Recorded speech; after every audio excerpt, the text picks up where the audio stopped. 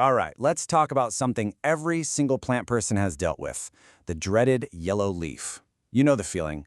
It shows up and it feels like your plant is sending you a secret message that you just can't decode. Well, today, we are cracking that code. I mean, we've all been there, right? You see that first bit of yellow on a beautiful green leaf, and your mind just starts racing. Did I water it too much? Not enough? Does it need fertilizer? Is it getting enough sun? It can honestly feel totally overwhelming. But what if I told you there's a simple, logical way to figure out exactly what's going on? Okay, so here it is. The single most important clue to solving this mystery is where on the plant the yellow leaves are showing up. Is it on the new growth up top, or is it on the older leaves down at the bottom? Because that one little detail tells you exactly where you need to start looking. For our purposes, we're going to focus on what it means when those older, lower leaves are the first to go. To get why that location is so critical, we need to understand a basic survival instinct that's literally hardwired into your plant, and it all boils down to this idea of mobile nutrients. So, what in the world are mobile nutrients? Well, think of them as the plant's emergency rations.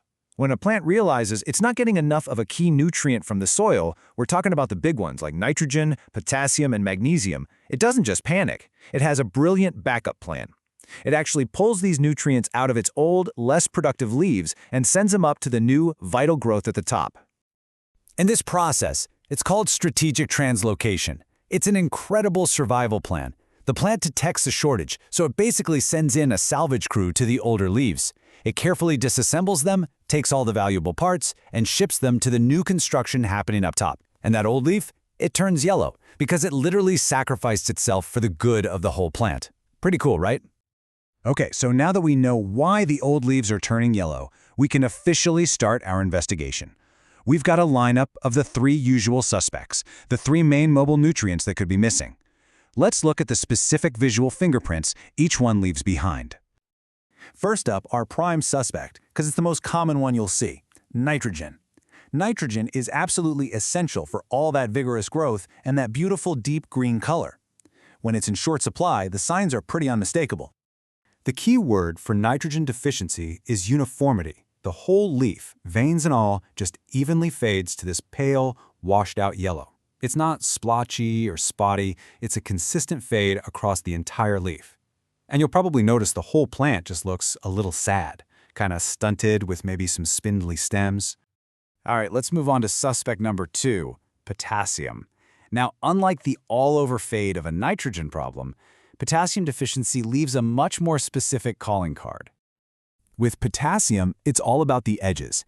You'll see this distinct yellowing starting at the very tip of the leaf and working its way down the outer margins. If it gets bad, those yellow edges will turn brown and crispy, almost like they've been burned. Oh, and here's a super important pro tip. Sometimes this pattern isn't a sign of no potassium in the soil, but a sign that the roots are stressed and can't absorb it. We'll circle back to that in a minute. And that brings us to our final nutrient suspect, magnesium. And honestly, this one might be the most visually striking of them all.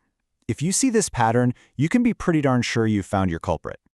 So, magnesium is the core atom of the chlorophyll molecule, the thing that makes plants green.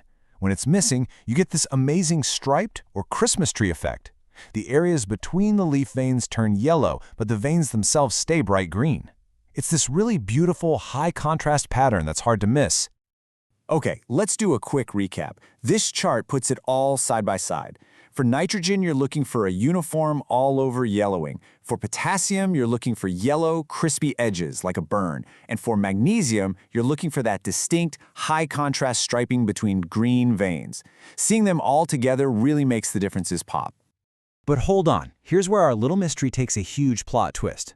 What if you've done your homework, you've identified the pattern, you've even added the right fertilizer, and nothing happens? The yellowing just keeps getting worse. That's because, more often than not, the problem isn't a lack of nutrients in the soil at all. The real problem is hiding underground. This quote says it all, and it is the most important thing you'll hear today. Before you even think about reaching for a bottle of fertilizer, you have to look at your watering habits, because most of the time, that's the real culprit.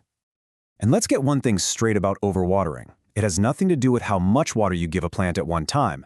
It's all about frequency. It's watering too often, before the soil has a chance to dry out. When the soil is constantly soaking wet, there's no space for air, and the roots literally start to drown. And guess what? Drowning roots can't absorb water or nutrients no matter how much is available to them.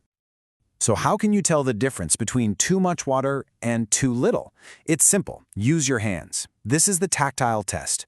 An overwatered yellow leaf will feel soft, almost limp, and the soil will be wet or even soggy. But an underwatered yellow leaf, that's going to feel dry, crisp, and brittle, and the soil will be rock hard. Now, if that chronic overwatering goes on for too long, you get root rot. And folks, that is a full-blown plant emergency. These are the red flags. The biggest, most confusing one is a plant that's wilting even though the soil is soaking wet. That's a huge sign the roots are so damaged they can't even drink anymore. If you see these signs, you gotta act fast. Okay, we've cracked the case. We know what's going on. Now it's time for the rescue mission. Whether it's a real deficiency or a crisis at the roots, let's talk about the exact steps you need to take to turn things around. If you're pretty sure you're dealing with root rot, you have to perform some emergency surgery. Gently get the plant out of its pot and look at the roots. Healthy roots should be firm and white. Rotten roots will be brown, mushy, and might even smell bad. You have to take a pair of sterile scissors and be ruthless. Cut off every single piece of mushy brown rot. Then, clean the pot thoroughly and repot it in fresh, sterile, and most importantly, well-draining soil. I know it sounds intense, but it's often the only way to save the plant. Of course, the best rescue plan is not needing one in the first place, right? Once you've fixed the immediate crisis, the goal is to switch into proactive mode so this never ever happens again. And here is a massive piece of that long-term health puzzle, your soil pH. Think of it like this. The soil can be packed with all the nutrients in the world, and the roots can be perfectly healthy, but if the pH is wrong, it's like the pantry door is locked. Outside of the sweet spot, between 6.0 and 7.5, nutrients become chemically unavailable. The plant just can't absorb them. So getting the pH right is what gives your plant the key to all that good food.